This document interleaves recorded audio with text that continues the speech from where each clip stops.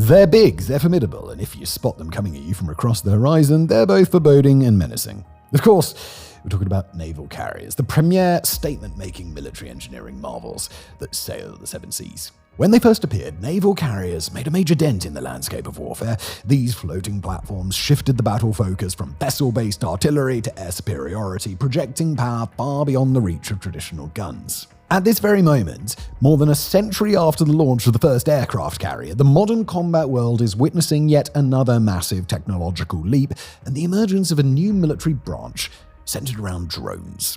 These man-made horror machines can terrorize a battlefield from half a world away, while their operators remain in complete safety, controlling the drones from the security of their operation rooms. The world's major military forces continue to invest heavily in their naval carriers while simultaneously developing entire drone brigades. However, there's one country in particular that's well on its way to linking the seas and the skies in a novel fusion of drone technology and naval power, and that country is Turkey. Turkey's military drones are among the most advanced in the world. Currently, Turkey is synergizing them with its brand new naval carrier to create an entirely new, never-before-seen hybrid naval force. And in today's video, we're going to meet the TCG Anadolu, Turkey's new multi-purpose naval carrier and amphibious assault ship. While it's theoretically no different in purpose from other vessels of its kind, it's unlike anything we've seen before in its application. As of this video's publishing, the Anadolu is set to become the first major ship to achieve complete symbiosis between naval carrier operations and drone warfare. Turkey's modern needs. Alright, if we take a short trip down memory lane and travel back to the year 2011, we can see that the lack of naval presence was a hot topic in Turkish military circles. Turkey's coastline stretches more than 7,200 kilometers or 4,500 miles, making it the 18th longest coastline in the world. In comparison, Spain and France ranked 27th and 28th on that list respectively, yet Turkey's naval presence was at the time seriously lacking in comparison. Turkey is surrounded by four seas: the Mediterranean to the south, the Aegean to the west, the Sea of Marmara between Europe and Asia, and the Black Sea to the north. Beyond having to patrol endless miles of territorial waters, Turkey is also home to one of the world's most important waterways, the Bosphorus Strait. A strait, which is located in northwestern Turkey, connects the Black Sea with the Sea of Marmara, and by extension, the Aegean and the Mediterranean seas. Turkey's also spent decades combating piracy and competing with Israel for maritime dominance in the eastern Mediterranean. It has taken part in recent engagements near Syria and Mali, among others. Add to that the fact that the Black Sea serves as a crucial corridor for the smuggling of drugs and radioactive materials, and it becomes clear why Turkey was so insistent upon modernizing and improving its fleet. And back in 2011, Turkey's fleet consisted primarily of corvettes, frigates, offshore patrol vessels, and fast attack crafts, as well as landing ships. With too few vessels at their disposal, and with those vessels being woefully outdated, the Turkish Navy had resolutely decided that it was in dire need of modernization. The biggest issue was the absence of a naval carrier. Turkey, an otherwise formidable military force, was being outmatched at sea, quite literally, by its competitors. Now, because of this, Turkey's Navy commander was delighted when Sedef and Navantia, Turkish and Spanish shipbuilding companies with impressive resumes, finally committed to building the Anadolu in 2015. Before Anadolu, Turkey did not have a naval carrier of any kind, a significant handicap in modern warfare. Carriers are essential in joint operations for two primary reasons: global reach and force projection. Now, naval carriers allow the Air Force to conduct operations in areas that would just be otherwise inaccessible simply due to their distance from the closest base. Bombing, counter-air, and air support operations can suddenly be conducted rapidly in quick succession and thousands of miles away from home, all thanks to this massive ship, which is essentially a floating military base. This also has a psychological effect in the form of force projection. The enemy suddenly realizes that nowhere is safe, as operations can now be launched from just about anywhere. Now, the original plan was to build a ship similar to the Juan Carlos I, a multi-purpose carrier of the Spanish Navy, but they were going to focus on helicopter use only. The Turkish plan was to eliminate the Spaniards' ski jump ramp, since the ramp is necessary for jet takeoff, but useless for helicopters, obviously. It would also only add weight to the ship and unnecessarily enlarge its profile. The Anadolu was initially designed to host the AH-1W Super Cobra and the S-70B-28 Seahawk, but Turkish leadership reversed course on this decision after choosing to acquire Lockheed Martin's F-35 Lightning IIs. The plan called for ordering up to 100 F-35s. Turkey eventually ordered 30 of these fifth-generation fighters. However, the US Senate quickly blocked the export of the fighter jets to Turkey after Turkey purchased the S-400 missile system from Russia. This was unacceptable to the Russians because Russia was subject to US-imposed sanctions at the time. Despite this setback, the Turkish Navy decided to retain its ski jump ramp, believing it would eventually receive the promised craft. At the time of writing, however, the F-35s originally built for Turkey are now part of the US Air Force. It was recently reported that President Trump agreed to approve the sale and finally deliver the jets if Turkey decommissioned the S-400 system. And, well, this is ongoing news. We don't yet know how it will be resolved. In the meantime, the Anadolu would host and launch combat drones and other unmanned aerial vehicles until its hangars could finally become home to those long-awaited F-35s. Now, the back and forth over the ramp design, the ski jump thing, well, it certainly gave the engineers a form of architectural whiplash, but the plans were nevertheless finalized, and construction of Turkey's greatest naval vessel would finally begin. The Anadolu was supposed to take a maiden voyage in 2021, but construction was delayed by constant changes to the original plans, as well as a small fire that broke out in 2019, causing damage to the coating paint. In 2022, the Anadolu began sea trials, and after checking all the boxes, she was finally commissioned on the 10th of April, 2023. Construction and hybrid design. The Anadolu is the largest ship in the Turkish Navy, at least at this moment in time, measuring 231 meters or 757 feet in length with a 32-meter or 105-foot beam. The Anadolu's draft reaches 6.8 meters or 22 feet deep, and she stands, or rather floats, at 58 meters tall or 190 feet. This makes it the 12th largest naval carrier in the world, with Italy's Cavour edging it out of the 11th spot by about a meter in length and a 2-meter wider berth. But what makes the Anadolu really stand out, though? Well, that's its adaptability, which directly affects its operational weight. Like a shapeshifter straight out of comic books, the Anadolu is a modular ship with two distinct configurations, the amphibious assault configuration and the aircraft carrier configuration. The crew can easily switch between the Anadolu's configurations based on their assigned mission. For clarity, the purpose of an amphibious assault ship is inherently dual. It's designed to deploy helicopters, landing craft, and heavy armor to the battlefield while simultaneously providing logistical support to ground troops and, when necessary, coordinating attacks. All amphibious assault ships bear a resemblance to traditional naval carriers due to their design. Some of them, like the Anadolu, can serve both purposes, functioning as both a naval carrier and an assault vessel. However, they differ fundamentally in one major way. They can't deploy conventional fixed-wing jets. Amphibious assault ships are designed to deploy VSTOL jets, VSTOL standing for vertical and/or short takeoff and landing. These are aircraft that can either take off completely vertically or require only a very short runway for takeoff.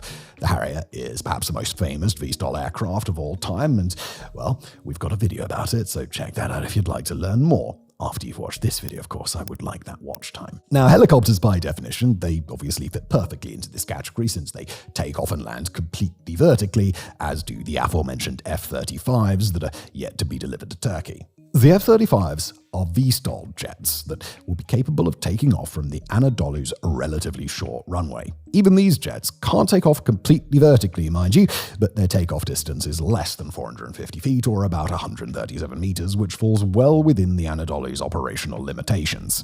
However, the Anadolu, just like all other amphibious assault ships, cannot launch CTOL jets, CTOL standing for conventional takeoff and landing, because its runway is just too short. Just to paint a clearer picture of how limited the Anadolu is as a runway, consider the largest aircraft carrier in the world, the USS Gerald R. Ford, which measures 337 meters or more than 1,100 feet long. This makes it more than 3 times longer than Big Ben and more than 100 meters longer than the Anadolu. Even that ship, the big daddy of carriers, hosts and launches mostly F-A-18 Hornets and F-A-18EF Super Hornets. These two beautiful birds were designed specifically for taking off and landing on a carrier, and they're quite possibly the most well-optimized carrier-capable jets in existence. Both aircraft need about 300 meters or just under 1,000 feet to take off and land. The Anadolu falls about 70 meters short in this regard, which means it cannot possibly be used as a takeoff and landing base for CTOL aircraft. In its amphibious assault configuration, the Anadolu's 1,880 square meter garage can host 27 amphibious assault vehicles, including the M113s, the Ottokar Cobra IIs, the BMC Varans, and the FNSS Zahas used by the Amphibious Marine Brigade. The second garage, measuring approximately 1,410 square meters, is designed to handle heavier loads. This primarily includes the M48 Patterns used by the Amphibious Marine Brigade, as well as Altes, Leopards 1 and 2, M60 Sabres, and M60 Patterns, all utilized by Turkish armored brigades. Should a mission require a massive number of tanks or lighter vehicles, and command needed to transport as many as possible on the Anadolu, the ship could theoretically accommodate 46 tanks and 77 light vehicles. These heavy vehicles must, of course, be transported from the Anadolu to the landing area. For this purpose, Anadolu utilizes a 1,165-meter dock that can host 4 mechanized landing craft, 2 air-cushion landing craft, or 2 vehicle personnel landing craft. In this configuration, the ship weighs in at an astonishing 27,436 tons, which is noticeably heavier than its aircraft configuration that weighs in at 24,660 tons. The hangars can accommodate 12 medium-sized helicopters, but only 8 larger helicopters such as Chinooks, which are heavy-lift helicopters specifically designed for transport operations. If the hangars and the light cargo garages are unified, the ship can host up to 25 medium-sized helicopters such as the Seahawk, which has been a mainstay on the Anadolu since it first hit the water. The Cobras and Super Cobras, which are also currently stored on the Anadolu, will soon be swapped for the T-929 Attack IIs. These helicopters are still in production, and they should finally be introduced to the Air Force just next year, 2026. Once the F-35s finally arrive, the Anadolu will be able to accommodate up to 10 of them alongside 12 medium-sized helicopters, with the capacity to keep another 6 helicopters on deck. The Anadolu also hosts various unmanned aerial vehicles on board, but more on that a bit later. Beyond the land vehicles and aircraft, the Anadolu is also equipped with comprehensive medical facilities: the 30-bed hospital, 2 operating theaters, X-ray devices, sterilization rooms, burn treatment units, and emergency and intensive care units. They even have dental treatment units so you can get your cavities checked if you find yourself aboard Turkey's biggest ship. Now, all of that represents a significant amount of weight. So to propel it through the waters, the Anadolu relies on 5 8,000-kilowatt manned diesel generators that produce 11,000 horsepower. It can also use 2 11-megawatt Siemens E-Sipot propulsion drive systems and 2 1,500-kilowatt bow thrusters. Thanks to the power system, the Anadolu reaches a comfortable cruising speed of about 16 knots, that's roughly 30 kilometers or 80 miles per hour. At that speed, the ship has a range of approximately 9,000 nautical miles, about 17,000 kilometers or 10,000 regular miles. And this beauty isn't always moving at a leisurely pace. When the need arises, it can reach a top speed of 21 knots, that's around 39 kilometers an hour or 24 miles per hour. The Anadolu can also sail for a maximum of 50 days before refueling, although it would need to replenish its food and water supplies after about 30 days to keep the 1,200-strong crew from dehydrating and starving, which, is nice. Armament and Sensors. Now, of course, technical details, preparation, and theory, they're only part of the equation. They're truly put to the test when a machine faces real combat. So the question is, how does the Anadolu keep its personnel, cargo, and ultimately itself safe? Well, first of all, the carrier is absolutely stacked with top-of-the-line sensors. You can't fight your enemy unless you see it, and so the Anadolu relies on the Dutch Smarts S Mark II 3D radar system. This top-of-the-line system can detect elements up to 250 kilometers away, that's 155 miles. It also provides support for surface-to-air missiles. The very same technology is used by the French Charles de Gaulle naval carrier, among others, and the Turkish Navy already has experience with the system. They previously implemented the Smart S Mark II on the Bayraktar-class tank landing ship and the San Qatar, which is, incidentally, the world's largest amphibious tank landing ship. In addition to this premier radar system, the Anadolu is equipped with a dozen other infrared tracking systems, radars, and combat management systems. A particularly important system is the ARAS 2023 diver sonar. The ship, specifically its loading bay, is vulnerable to enemy divers during the loading and unloading of heavy vehicles and personnel. The ARAS 2023 is a portable system that can be deployed as the command sees fit and is capable of detecting a diver deployment vehicle up to a kilometer away. Closed-circuit divers, those who deploy with a rebreather that recycles breath, are by far the most difficult to spot of all divers. However, the ARAS system can detect them up to 400 meters away, and it can also manage up to 2,000 contacts at a time, so unless the ship is stormed by an armada of underwater combatants, it's highly extremely unlikely that anyone will get close to it undetected. And although it's not confirmed, it's presumed that the Anadolu is also protected by the HISAR 100N system, a torpedo countermeasure system for surface ships. The HISAR detects and locates torpedoes launched at a ship and then fires decoys that attract a torpedo and draw it away from the vessel. When it comes to armament, the Anadolu is equipped with an RIM-116 system designed to destroy air targets, along with a pair of Phalanx CIWS units featuring 20mm radar-guided Vulcan cannons to counter air threats, incoming missiles, and small boats approaching the vessel. Additionally, the ship houses 5 stop weapon stations. The stop is another Turkish-made weapon system designed and manufactured by Aselsan. It comes fitted with a 25mm autocannon, though it can be swapped out for the legendary M242 Bushmaster cannons, which are present on the majority of US Navy vessels, as well as Bradley fighting vehicles and other armored platforms. The stop system integrates seamlessly with the ship's sensors and can be deployed to destroy, well, more or less anything. After all, it's a 25mm cannon, and there aren't many vehicles or small vessels that can withstand a direct hit from it and remain operational. The final fixed weapon system aboard the Anadolu is the Stamp. Stop's little brother can be fitted with 7.62 and 12.7mm machine guns, as well as a 40mm automatic grenade launcher. Drones. The Anadolu, however, doesn't need to rely solely on its fixed armaments to handle incoming threats. What makes this vessel truly special is that it's becoming the world's first drone carrier. The Anadolu earned its title as the leader of a high-tech warfare revolution on November 19, 2024, when a Bayraktar TB3 drone took off from the ship and successfully landed back on it. This marked the first time in history that a fixed-wing, unmanned aircraft of that size had successfully landed on such a short runway without the use of an arresting gear.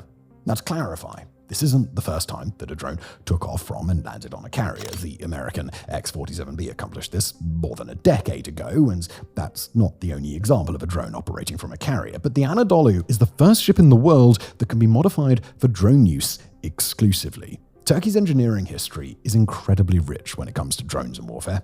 We need look no further than Ukraine for an example of the effectiveness of drones in the field, particularly the Turkish-made Bayraktar TB2 drone. Ukraine used these drones extensively in its defense against the Russian invasion, and according to Ukrainian officials, they played a key role in deterring Russian advances in the early stages of the conflict. The Ukrainians were so pleased with their performance that Ukrainian Chief of Staff Valery Zaluzhny posted operational photographs of one of the TB2s on his social media, including images of the destruction it caused to Russian air defense missile systems. Furthermore, at the request of Ukrainian leadership, Baykar agreed to open a construction plant for their drones in Ukraine, with completion of the plant expected in August of this year. Now, all of this demonstrates that when it comes to producing high-quality drones and applying them effectively in combat, Turkey stands among the premier militaries in the world. It should therefore come as no surprise that Bayraktar developed 2 drones, the TB3 and the Bayraktar Kızılelma, specifically designed for use on this ship. The latter is particularly exciting for the Turkish Navy, as it represents Turkey's way of circumventing the sanctions the United States imposed by delaying delivery of the F-35s. The Kızılelma, which translates to Red Apple, was designed to take off from the Anadolu without requiring a catapult system and then be able to land safely, all while being controlled from the Anadolu's command center. The first prototype completed its maiden flight in late 2022, which was well ahead of schedule. There are currently 4 prototypes in the testing phase, and if all indicators remain positive, the Red Apples should become mainstays of Anadolu's inventory for years to come. The Bayraktar TB3 drone is following a similar trajectory. With highly satisfying results in the testing phase, it's expected to become a regular occupant of Anadolu's hangars in no time at all. The TB2, well, that's not an option for the Anadolu, because unlike the TB3, the TB2 cannot fold its wings. The TB3 is also more advanced in every other regard. It can carry almost double the payload and is noticeably faster with roughly the same range. Both the TB3 and the Kızılelma can be armed with anti-tank missiles, air-to-air missiles, precision-guided munitions, rockets, air-to-surface munitions, and even supersonic missiles, while the Red Apple can also be equipped with bombs. The drones will, of course, be used to support landing troops, but their purpose is dual. They can also be deployed to protect the Anadolu if it finds itself under enemy fire. Now, in theory, the Anadolu should be able to operate between 30 and 50 TB3s and Kızılelmas. At this time, however, the drones haven't yet been introduced into service, and it will likely take years before Baykar's factories fill Anadolu's hangars with some of the most well-developed drones in existence. Now, with all of that being said, we can only speculate about how all of this might change warfare. What happens when you have a naval carrier full of drones? What kind of formidable assault can the Anadolu launch? Well, we can't hypothesize with TB3s and the Red Apple, but we can examine TB2s. So far, the TB2 has either neutralized or assisted in neutralizing more than 1,000 terrorists in Syria. In 2018, Turkey used a TB2 to assassinate a leader of Kurdistan's Workers' Party. In 2023, when Turkey and Syria were devastated by a horrific earthquake reaching a magnitude 7.8 on the Richter scale, TB2s were deployed in humanitarian efforts. 37 of them flew over the affected areas for more than 1,500 hours, proving instrumental in search and rescue operations. Now imagine 30, 40, or maybe even 50 of them launched from the same ship, only this time they're faster, and they carry a lot of ammunition. This kind of technological leap makes the Anadolu a formidable weapon, and frankly, this isn't even surprising by Turkish standards. The TB2 drone was hailed by many political scientists and military analysts as a revolutionary weapon. It initiated a new method of warfare and kick-started a wave of change in military doctrines around the world. Combining those weapons with the logistical and mobile support of a ship as advanced as the Anadolu could prove to be a lethal symbiosis. The pride of Turkey. So, with its highly adaptive capabilities thanks to its dual modularity, the TCG Anadolu has firmly secured its place at the top of the world's list of hybrid carriers and amphibious assault ships. Even more importantly, its mere existence serves as a power statement by Turkey's navy, as it now possesses one of the world's premier dual-purpose carriers. Moreover, and perhaps even more remarkably, the Anadolu serves as the centerpiece of Turkey's ever-developing drone puzzle. This puzzle is ushering in some of the scariest, yet also some of the most technologically impressive advancements in the field of warfare. The ability to serve as a mobile runway for the world's most advanced drones makes the Anadolu one of the world's most dangerous vessels, as it ensures that nothing remains out of reach for Turkey. The Anadolu and her crew members have already more than proven their operational capabilities in military exercises with American, Spanish, and Italian navies over the past few years. It appears, however, that this is only the beginning of the expansive and rapid modernization of the Turkish Navy. Since the Anadolu first set sail, President Erdogan has announced on more than one occasion the development of a new carrier, one that would surpass the Anadolu in both size and military capabilities. He's even claimed Turkey would invest in a carrier that is, quote, twice as large as the Anadolu, which is quite the statement and the perfect place to end this video. Thank you for watching.